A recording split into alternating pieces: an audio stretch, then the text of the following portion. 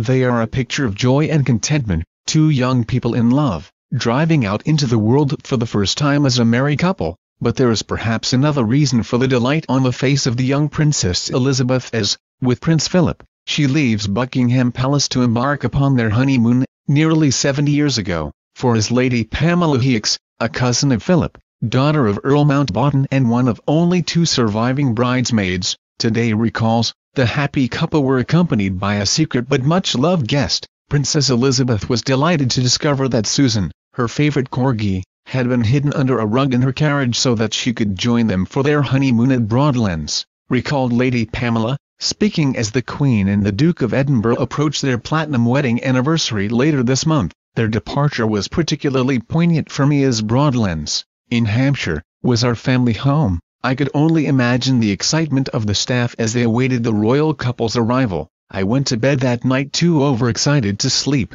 It had been a fairy tale wedding and, as a bridesmaid, I felt so thrilled to have played a small part in it. Lady Pamela, who was just 18 when she was asked to be a bridesmaid, recalled the grand reception and ball on the eve of the wedding ceremony, at which European kings and queens, many of whom hadn't seen each other for years because of the Second World War, were reunited.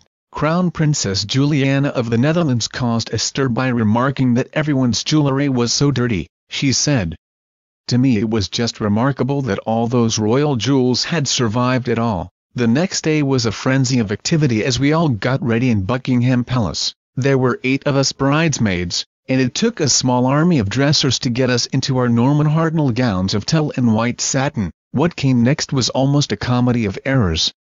People may imagine that big royal events go like clockwork, Lady Pamela said.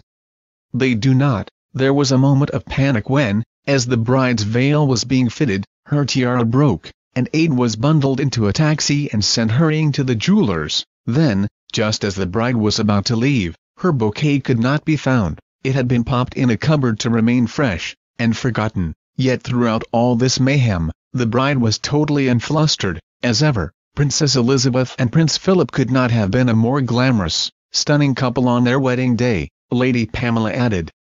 She looked wonderful in her beautiful dress and veil and had an incredible peaches and cream complexion. She was 21, in love and radiantly happy. Being one of the tallest, I was in the last pair of bridesmaids in the procession at Westminster Abbey.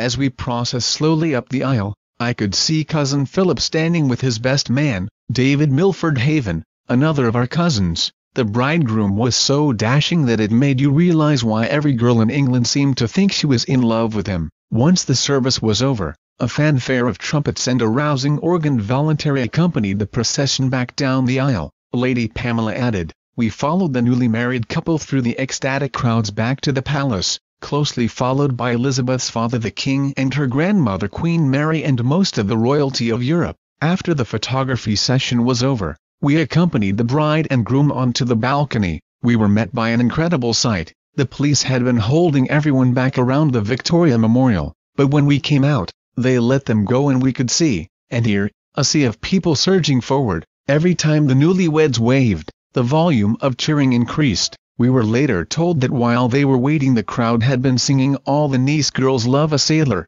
It was one of the most memorable days of my life."